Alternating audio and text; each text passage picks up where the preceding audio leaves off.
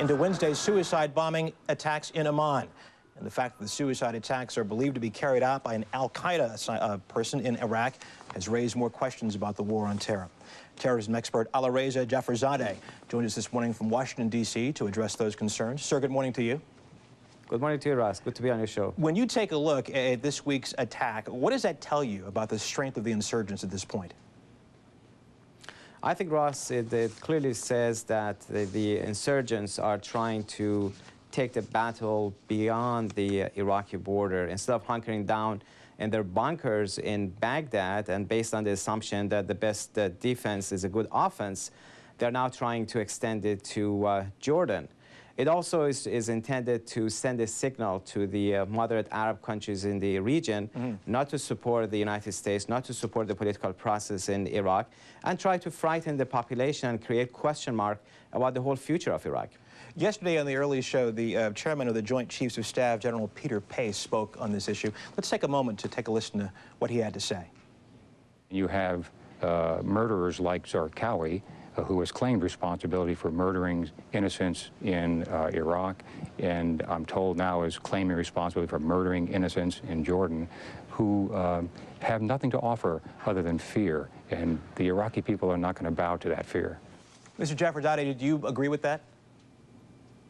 I do. I think, when looking at the whole situation, whether it's Jordan or Iraq, we can't look at them as though they are in a military political vacuum.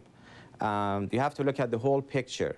I think the fact that the violence in Jordan is not homegrown, it came from Iraq.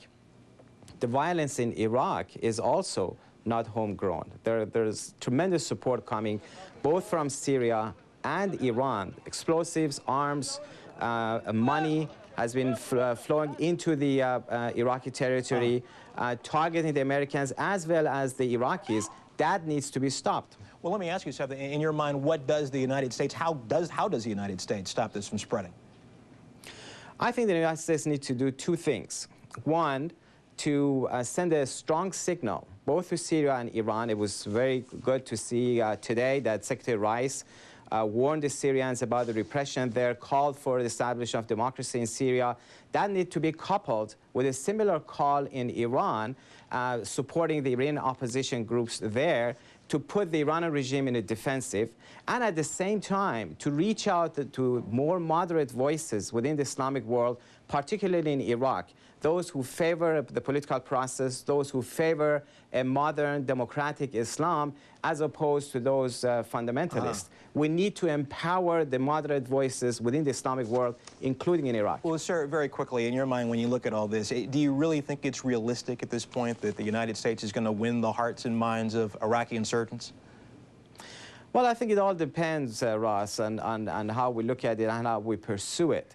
The United States can win the hearts and minds of the people if the United States is firm enough against the perpetrators of terror, and at the same time reach out to the more moderate voices within the Islamic world. It has to be both in Iraq, in the neighboring countries in Iraq, in Iran, Syria, and other places. It's only on that condition that I think the United States has a chance to win the hearts and minds. Okay, Alireza Jafarzadeh joining us from Washington today. Thanks a lot for your insight. We appreciate it.